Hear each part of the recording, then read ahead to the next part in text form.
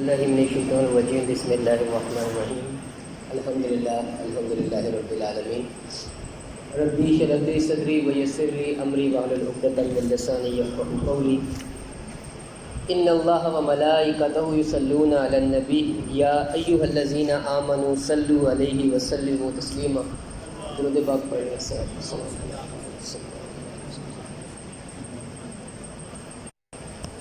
میلاد النبی صلی اللہ علیہ وآلہ وسلم کے حوالے سے درس و تدریس جاری ہیں۔ سب سے پہلے یہ چیز سمجھنا بہت ضروری ہے کہ میلاد النبی صلی اللہ علیہ وآلہ وسلم یہ ہے کیا۔ بہت سے لوگ کے سامنے جب یہ نام لیا جاتا ہے تو ان کو مسئلہ ہو جاتا ہے، پریشانی ہو جاتی ہے کہ یہ ہم نے سنا نہیں، ہم بتا نہیں پاتے۔ یاد رکھیں ایک بات کہ کوئی بھی چیز جب وہ شریعت کے ساتھ ٹکرائے گی، قرآن کے ساتھ ٹکرائے گی، سیرت النبی صلی اللہ علیہ وآلہ وسلم آپ کے ساتھ ٹکرائے گی، وہ حرام ہو جائے گی۔ لیکن کوئی چیز شریعت کے ساتھ ٹکرائے نہ، شریعت کے اندر اس کی روح موجود ہو اور اس کی روح موجود ہو اور اسی کے سائے کے اندر اگر اس چیز کو بیان کیا جائے یا منایا جائے تو پھر وہ بدعت نہیں ہوگی جو خرافات پیدا کرتی ہے، وہ بدعت حسنہ میں شامل ہو جائے گی جو دین میں پڑھائی کا سبب بنتی ہے، لوگوں کو دین کے ساتھ جوڑنے کا سبب بنتی ہے۔ یاد رکھ لیں شریعت نے انسان کو الحمدللہ رب العالمین خوشی منانے کا طریقہ بھی بتایا ہے اور غم منانے کا طریقہ بھی بتایا ہے۔ ہر چیز کی رہنمائی دین اسلام نے الحمدللہ کی ہے، لیکن اگر انسان کو خوشی ہو، وہ ناچ گانے کی محفل سجا لے، ڈانس کرنے والے لوگوں کو لے آئے، ڈھول بجانے لگ جائے، کہیں کہ مجھے خوشی ہے، تو یہ سراسر شریعت کے خلاف ہوگا، کیونکہ یہ لوگوں کو بھی تکلیف ہے اور شریعت میں اس کی گنجائش نہیں ہے۔ نبی علیہ الصلوۃ والسلام صلی اللہ علیہ وآلہ وسلم آپ کی دنیا میں آنے کی خوشی،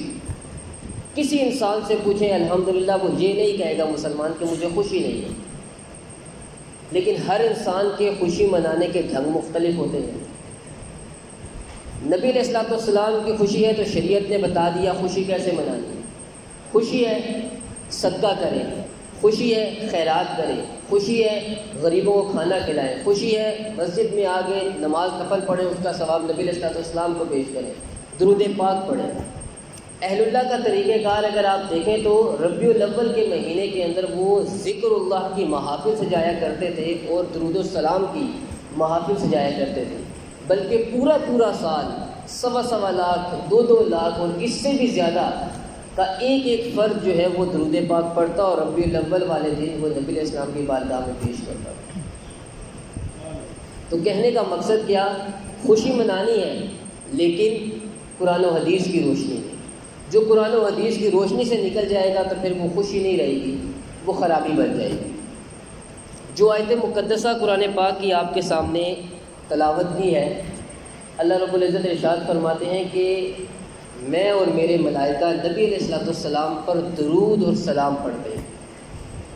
دیکھیں اللہ نے کئی عبادات کا ذکر قرآن پاک میں فرمایا، لیکن ساتھ یہ نہیں فرمایا کہ یہ میں بھی کرتا ہوں، فرشتے بھی کرتے ہیں۔ درود پاک واحد وہ عبادت ہے جو اللہ تعالیٰ نے اپنے اوپر بھی فرض کی ہے۔ جب سور پھونک دیا جائے گا، ہر چرند پرند یہاں تک کہ جو اسرائیل علیہ السلام ہے جو روح قبض کرتے ہیں انہیں بھی موت آ جائے گی، لیکن تب بھی اللہ کی ہستی باقی ہوگی اور تب بھی یہ درود و سلام پڑھا جاتا ہوگا۔ اتنی عظیم عبادت ہے، اور اللہ تعالیٰ فرما رہے ہیں کہ میں اور میرے ملائکہ نبی علیہ الصلوۃ والسلام پر درود و سلام پڑھتے ہیں، اے ایمان والو تم بھی پڑھو۔ آج سیرت النبی میں درود و سلام کے اوپر مختصر سے گفتگو کریں گے تاکہ ہمارے اندر یہ شوق بیدار ہو کہ ہماری صبح شام میں کہیں ایک دن ایسا نہ گزر جائے جس میں ہم نبی علیہ السلام پہ درود پڑھنا بھول جائیں۔ اور آج ہمیشہ کہتا ہے کہ انسان کا سب سے تاریک دن وہ ہے جس دن بندہ اپنے نبی پاک پہ درود پڑھنا بھول جائے۔ حدیث پاک ہے کہ اللہ کے نبی علیہ الصلوۃ والسلام نے فرمایا جس نے مجھ پر 1 مرتبہ درود پاک پڑھا اللہ اس پہ 10 مرتبہ رحمتیں فرمائے گا، اس کے 10 گناہ معاف فرمائے گا، اس کے 10 درجات بلند فرمائے گا۔ یہ 3 حدیث آپ کے سامنے رکھنے لگوں، اس کو بہت غور سے سمجھنے کی بات ہے۔ ہم نے بھی سنی، لیکن جب اللہ والوں کی صحبت میں بیٹھے تو پتہ لگا کہ ان احادیث کا مفہوم کیا ہے، مطلب کیا ہے۔ ایک اور حدیث بات ہے کہ جس نے 1 مرتبہ درود پاک پڑھا اللہ کے نبی علیہ السلام فرماتے ہیں کہ اللہ اس پہ 70 رحمتیں فرمائے گا اور اس کے 70 گناہ معاف فرمائے گا اور اس کے 70 درجات بلند فرمائے گا۔ پھر ایک تیسری حدیث بات جس میں اللہ کے نبی علیہ السلام فرماتے ہیں کہ جس نے مجھ پر 1 مرتبہ درود پاک پڑھا اللہ اس پہ بے شمار رحمتیں فرمائے گا، بے شمار گناہ معاف فرمائے گا اور بے شمار درجات اس کے بلند فرمائے گا۔ تینوں حدیث بات اپنا درجہ رکھتی ہیں، لیکن ان کا مفہوم کیا ہے، سمجھنے کی بات یہ ہے۔ بیٹھے ہوئے آپ علیہ الصلوۃ والسلام کا نام مبارک آیا اور اس نے بے دہانی میں وضو تھا نہیں تھا چلتے پھرتے سن لیا یا بیٹھا ہوا تھا محفل میں سن لیا اور کہہ دیا صلی اللہ علیہ وآلہ وسلم۔ یہ جو اس نے بے دہانی میں کہہ دیا یہ بھی اس پہ اللہ کی 10 رحمتیں، 10 گناہ معاف، 10 درجات بلند ہو گئے۔ ایک درود پڑھتا ہے یہ باوضو ہو کے اور توجہ کرتا ہے اور نبی علیہ الصلوۃ والسلام پہ درود پاک پڑھتا ہے صلی اللہ علیہ وآلہ وسلم کہ رسول اللہ یہ میری طرف سے آپ کو تحفہ۔ اللہ کے نبی علیہ السلام فرماتے ہیں اس پہ اللہ کی 70 رحمتیں، 70 گناہ معاف، 70 درجات بلند ہو گئے۔ اور ایک تیسرا درجہ ہے کہ باوضو ہوا، دل کی حضوری کے ساتھ قبلہ روح ہو کے بیٹھا، پوری توجہ کے ساتھ روضہ رسول کو اپنے گمان میں لے کر آیا اور پڑھ رہا ہے اس شوق اور مستی کے ساتھ کہ یہاں میں پڑھ رہا ہوں وہاں میرے محبوب پاک سن رہے ہیں۔ اللہ فرماتا ہے اس کا 1 مرتبہ پڑھنا اللہ اس پہ اتنی رحمتیں فرمائے گا جس کو فرشتے بھی شمار نہیں کر سکتے، اور اس کے اتنے گناہ معاف ہوں گے کہ اس کو خبر ہی نہیں، اور اللہ اس کے اتنے درجات بلند کرے گا کہ جب مرے گا تب اسے پتہ لگے گا۔ لیکن بات شروع میں کل جیسے فرما دی، میلاد النبی صلی اللہ علیہ وآلہ وسلم ہو، سیرت النبی صلی اللہ علیہ وآلہ وسلم ہو، کانفرنس رسول صلی اللہ علیہ وآلہ وسلم ہو، مقصد ان کا کیا ہے کہ ایمان والوں کے دل میں نبی علیہ الصلوۃ والسلام کی محبت ڈال دی جائے۔ لیکن بات وہی کہ اگر علم ہوگا تو عمل ہوگا، علم ہی نہیں ہوگا تو عمل کہاں سے ہوگا؟ جب علم ہی نہیں تو محبت کیسے ہو سکتی ہے؟ اسی لیے امام حسن بصری رحمۃ اللہ علیہ تابعین میں سے ہے، کم و بیش 70 صحابہ کرام کی آپ نے زیارت کی۔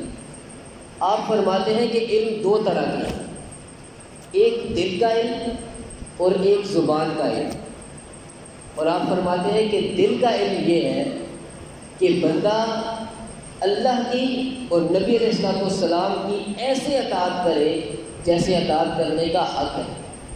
اور اس کے ساتھ ساتھ تمام اخلاق حمیدہ جو نبی علیہ الصلوۃ والسلام کے جتنے بھی نیکی کے اور خیر کے کام ہیں وہ کرنے والا بن جائے، اور جتنے بھی اخلاق رذیلہ ہیں وہ اس سے نکل جائے۔ یہ ہے دل کا علم کہ بندہ ہر وقت یہ گمان رکھے کہ میرے ساتھ میرا رب ہے، آنکھ بے حیائی کی طرف نہ دیکھے، نہ اٹھے، ہاتھ کسی سے لڑائی کے لیے نہ اٹھے، زبان فحش کلامی میں نہ مگن ہو جائے، نہ یعنی گفتگو میں نہ مگن ہو جائے، غیبت میں نہ مگن ہو جائے، کسی کی چغلی میں نہ مگن ہو جائے، یہ پاؤں اٹھ کے کسی گندی صحبت میں نہ جائے۔ یہ اطاعت ہے، یہ دل کا علم ہے کہ بندے کی نظر کے سامنے ہر وقت اپنا رب رہے۔ پھر نبی علیہ الصلوۃ والسلام کی اطاعت کیا ہے کہ آپ علیہ الصلوۃ والسلام کا حلیہ مبارک کیسا تھا، آپ علیہ الصلوۃ والسلام کیسے سوتے تھے، کیسے بیٹھتے تھے، آپ کا روزمرہ کا زندگی کے معاملات کیسے تھے، اپنی زندگی کے ہر پہلو کو یہ نبی علیہ الصلوۃ والسلام کے ساتھ منسلک کر دے اور ان کی سیرت کے مطابق چلنے کی کوشش شروع کر دے، اور پھر جتنے اخلاق ہیں نبی علیہ الصلوۃ والسلام کے ان کو اپنانے والا بن جائے۔ اور اخلاق کی بہترین حدیث بات، ہر خیر کا کام، ہر نیکی کا کام اللہ سے دوستی ہے، اخلاق حمیدہ۔ ہر شر کا کام، ہر گناہ کا کام اخلاق رذیلہ ہے، اللہ سے چل یہ اس چیز کو چھوڑ دے۔ تو یہ دل کے علم میں داخل ہو گیا۔ پھر آپ فرماتے ہیں دوسرا علم زبان کا علم ہے۔ زبان کا علم کیا ہے؟ کہ جس کے بارے میں اللہ کے نبی علیہ السلام نے فرمایا کہ ہر مرد عورت پہ اللہ نے دین کا علم فرض کر دیا۔ شریعت کا جو فرضی علم ہے وہ ہر بندہ مومن، وہ مرد ہو وہ عورت ہو، اس پہ فرض ہے۔ نماز فرض ہو گئی، نماز کا علم فرض ہو گیا۔ حج فرض ہو گیا، حج کا علم فرض ہو گیا۔ زکوٰۃ فرض ہو گئی، زکوٰۃ کا علم فرض ہو گیا۔ روزے فرض ہو گئے، روزے کا علم فرض ہو گیا۔ یہ امتی ہے، اس کو پتہ ہو کہ میرے محبوب پاک صلی اللہ علیہ وآلہ وسلم آپ کی سیرت مبارکہ کیا ہے۔ یاد رکھیں کہ جب قبر کے اندر 3 سوال کیے جائیں گے، من ربو کا، کہ تمہارا رب کون ہے، تو جس نے قرآن پاک کی تعلیمات پہ عمل کی ہوگی، اپنے رب کی اطاعت کی ہوگی، خدا کی قسم وہ قبر میں بھی نہیں بھولے گا کہ میرا رب کون ہے۔ جس نے پتہ ہی نہیں، قرآن کھول کے پڑھا ہی نہیں، وہ کیا بتائے گا میرا رب کون ہے۔ پھر تمہارے دین کے بارے میں سوال ہے کہ تمہارا دین کیا ہے۔ نبی علیہ السلام جو شریعت لے کر آئے، اگر اس نے اس شریعت کو سیکھا ہے، فرضی علم ہی سیکھا ہو، جیسے حدیث پاک میں آتا ہے کہ ایک دین کا باب سیکھنا 1000 رکعت نفل، 1000 مریضوں کی عیادت کرنے اور 1000 جنازوں میں شرکت کرنے سے بھی افضل ہے، چاہے وہ معمولی سے معمولی ہو اور استعمال میں بھی نہ ہو۔ اگر شریعت پاک کا علم سیکھا ہوگا تو دوسرے سوال کا جواب دینا آسان ہے۔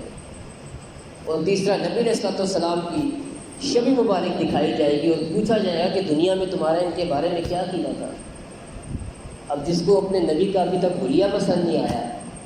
میرے شیخ و مرشد فرماتے ہوتے ہیں کہ بیٹا ابھی تک ہمیں اپنے محبوب پاک کا حلیہ ہی پسند نہیں آیا، صورت ہی نہیں بدلی تو سیرت کب بدلے گی۔ تو کہنے کا مقصد کیا کہ جب یہ نبی علیہ السلام کی ذات میں ڈوبا ہوگا، آپ کی شریعت پاک پہ عمل کیا ہوگا، ظاہری بھی اور باطنی بھی، تو قبر کے اندر ان تینوں سوالوں میں پاس ہو جائے۔ اپنے موضوع کی طرف آتے ہیں درود پاک کے حوالے سے کہ اللہ کے نبی علیہ السلام نے ارشاد فرمایا، حضرت ابو ہریرہ رضی اللہ تعالیٰ عنہ راوی ہیں اس کے، جو مجھ پر 10 مرتبہ درود شریف بھیجے گا اللہ تعالیٰ اس پر 100 مرتبہ درود بھیجے گا، اور جو مجھ پر 100 مرتبہ درود بھیجے گا اللہ تعالیٰ اس پر 100 مرتبہ 1000 مرتبہ درود بھیجے گا، اور جو عشق و مستی میں زیادتی کرے گا، مطلب لاتعداد درود پاک میرے اوپر پڑے گا، تو قیامت کے دن اس کا ضامن میں محمد صلی اللہ علیہ وآلہ وسلم ہوں کہ اس پہ میری سفارش فرض کر دی گئی۔ اندازہ کریں کہ حدیث پاک ہے کہ اللہ جسے ایک بار رحمت کی نگاہ سے دیکھ لے اس پہ جہنم کی آگ حرام کر دی گئی۔ تو جس نے درود پاک پڑھنے جیسی عبادت شروع کر دی، سوچے اللہ کی کتنی رحمتیں برس رہی ہیں، بندے کے وہم و گمان میں نہیں آ سکتا۔ بلکہ ایک حدیث پاک ہے جو درود پڑھنا بھول گیا، نبی علیہ السلام فرماتے ہیں وہ جنت کا راستہ بھول گیا۔ ایک اور حدیث پاک میں آتا ہے کہ اللہ کے نبی علیہ السلام نے فرمایا، بے شک قیامت کے دن لوگوں میں سے سب سے زیادہ قریب میرے وہ شخص ہوگا جو مجھ پہ سب سے زیادہ درود پاک پڑھتا ہوگا۔ تو اپنی روٹین میں ایک چیز شامل کر لیں کہ کم سے کم ہر نماز کے بعد 11 مرتبہ درود پاک پڑھ لیا کریں اور اللہ کے نبی علیہ السلام کی بارگاہ میں پیش کر دیا کریں۔ یہ آپ کے اور آپ کے والد کے نام کے ساتھ نبی علیہ السلام کی بارگاہ رسالت میں جو ہے وہ فرشتے جا کے پیش کرتے ہیں۔ تو سوچے جب نبی علیہ السلام کو آپ کے نام کے ساتھ پیش کیا جا رہا ہوگا تو وہاں سے کتنی رحمتیں آئیں گی۔ پھر حدیث پاک میں آتا ہے کہ مجھ پر کثرت سے درود پاک بھیجا کرو، کیونکہ قبر میں میرے بارے میں سوال کیا جائے گا، اور یہ جو درود پاک ہے یہ جب تم کثرت سے پڑھو گے تو تمہاری قبر روشن ہو جائے گی۔ مطلب اس حدیث پاک سے بھی یہ بات واضح کر دی گئی کہ قبر کے اندر اللہ کے نبی علیہ السلام کے بارے میں بھی سوال ہے، اور جو بندہ کثرت سے درود پاک پڑھتا ہوگا وہ چہرہ مبارک بھول سکتا ہے۔ کسی صوفی بزرگ شاعر نے بڑی پیاری بات لکھی ہے کہ میری آنکھوں کا ان کو دیکھا نہیں پھر بھی ایمان ہے، ان کو دیکھا نہیں پھر بھی ایمان ہے، میری آنکھوں کا ایمان سب سے الگ، ان کو دیکھا نہیں پھر بھی پہچان لی، میری آنکھوں کا ایمان سب سے الگ، کہ مطلب میری آنکھوں نے دیکھا نہیں ہے لیکن جب وہ میرے سامنے آئیں گے تو میں پہچان لوں گا۔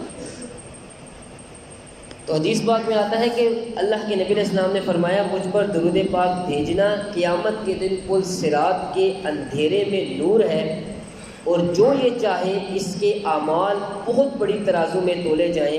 اس کو چاہیے کہ مجھ پر کثرت سے درود پاک پڑھے۔ ہر انسان نے پل صراط سے گزرنا ہی گزرنا، اور بال سے بھی باریک پل صراط ہے، اور گنہگار کٹ کٹ کے نیچے گریں گے، اور سوچیں کہ درود پاک پڑھنے والا کیسے نور کے گولے میں جا رہا ہوگا۔ حدیث پاک میں آتا ہے کہ درود پاک کی کثرت کرنے والا عرش کے سائے میں ہوگا، اور اسی حدیث پاک کی تائید ایک اور حدیث پاک سے ہوتی ہے کہ اللہ کے نبی علیہ السلام نے فرمایا کہ 3 لوگ قیامت والے دن عرش کے سائے کے نیچے ہوں گے۔ یہ یاد رکھ لیں کہ قیامت کے منظر کے اندر ایک چیز جو حدیث پاک میں بیان کی جاتی ہے کہ سورج سوا نیزے پہ ہوگا، زمین تانبے کی بنی ہوگی، کوئی بندہ اپنے پیروں کو سرکا نہیں سکے گا جب تک 5 سوالوں کے جواب نہ دے، اور سب سے کم درجے کا جس کو عذاب ہوگا اس کو آگ کی جوتی پہنائی جائے گی، اور اس کا دماغ جو ہے سر یہ ابلے گا جیسے پانی ابلتا ہے۔ سوچیں ایسی کنڈیشن کے اندر، ایسی حالت کے اندر اللہ کے عرش کا رحمت کا سایہ نصیب ہو جائے، اس سے بڑی خوش نصیبی اور کیا آ سکتی ہے؟ تو وہ 3 لوگ کون ہیں جن کے بارے میں اللہ کے نبی علیہ السلام نے فرمایا؟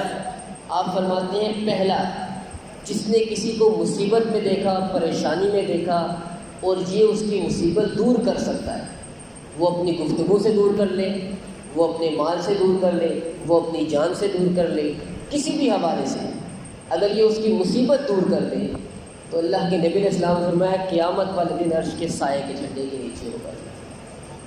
دوسرا شخص اللہ کے نبی علیہ السلام فرماتے ہیں جس نے میری سنت کو زندہ کیا۔ یہ جو پرفتن دور ہے حدیث پاک میں کہ جس نے حضور کی ایک سنت زندہ کی اسے 1000 شہداء کا ثواب دیا جائے گا،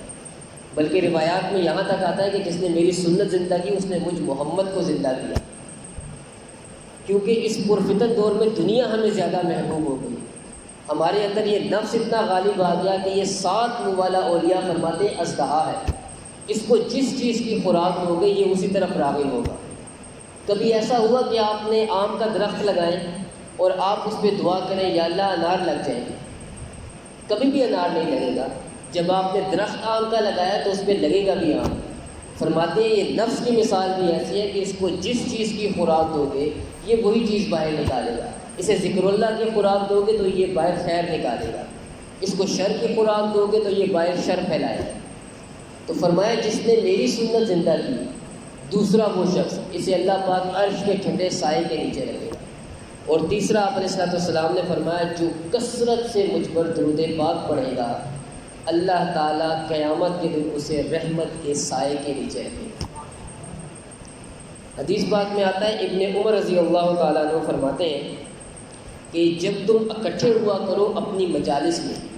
تو اس میں ضرور درود و سلام پڑھا کرو، کیونکہ اللہ کے نبی علیہ السلام نے فرمایا کہ جس مجلس میں مجھ پر درود پاک پڑھا جائے گا وہ تمہارے لیے قیامت کے دن نور بن کر آئے گا۔ بیٹھ گئے، الحمدللہ ہم بیٹھے ہیں، درود و سلام کی محفل ہے، نبی علیہ السلام کا نام مبارک لیا جا رہا ہے، آپ پہ سلام پڑھا جا رہا ہے، درود پڑھا جا رہا ہے۔ انشاءاللہ اس حدیث پاک کے مطابق اللہ تعالیٰ قیامت کے دن ہمیں بھی اس نور میں شامل فرما لے گا۔ آخری حدیث پاک اللہ کے نبی علیہ السلام نے فرمایا جو کوئی روزانہ 100 مرتبہ مجھ پر درود پاک پڑھے اس کی 100 حاجات پوری ہوں گی، 30 دنیا میں اور 70 آخرت میں۔ مطلب ہر بندہ یہ پریشانی میں مبتلا ہے، مہنگائی ہے، مسائل ہیں، لڑائی جھگڑے ہیں گھر میں، ناچاکیاں ہیں، بے برکتیاں ہیں، ہر بندہ ہی کما رہا ہے پھر بھی رو رہا ہے کہ یار بے برکتی یہ ختم نہیں ہوگی۔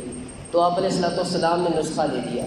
کہ کثرت سے مجھ پہ درود پاک پڑھا کرو، اور جب گھر داخل ہو تو السلام علیکم ورحمۃ اللہ، بسم اللہ الرحمن الرحیم، اور ایک مرتبہ سورۃ اخلاص، قل هو اللہ احد اللہ الصمد لم یلد ولم یولد ولم یکن لہ کفوا احد۔ آپ علیہ السلام فرماتے ہیں کہ جب گھر میں داخل ہو کے جو یہ کام کرے گا اللہ اسے اتنا غنی کرے گا کہ اس کی اس الفاظ کی برکت سے اس کے آس پڑوس کے لوگ بھی جو ہیں وہ غربت سے نکل جائیں گے، اللہ انہیں بھی غنی کر دے گا۔ تو اللہ پاک سے دعا ہے کہ وہ پاک ذات ہمیں کثرت سے درود پاک پڑھنے کی توفیق عطا فرمائے۔ ربیع الاول کا مبارک مہینہ ہے تو اس میں کوشش یہی کریں کثرت سے قرآن پاک کی تلاوت، کثرت سے درود پاک کی تلاوت، جتنا ہو سکے نفل پڑھیں، جتنا ہو سکے صدقہ کر سکتے ہیں، خیرات کر سکتے ہیں، جو بھی خیر کا کام ہے، اور اس کا ثواب نبی علیہ السلام کی بارگاہ میں تحفہ پیش کریں گے، یا رسول اللہ یہ ہم گنہگاروں کی طرف سے آپ کی بارگاہ میں پیش کرتے ہیں، اسے قبول فرما لیں اور ہم پہ اپنی رحمتوں کا نزول فرمائیں۔ اللہ پاک سے دعا ہے کہ وہ ہمیں توفیق عطا فرمائے۔ وما توفیق الا باللہ۔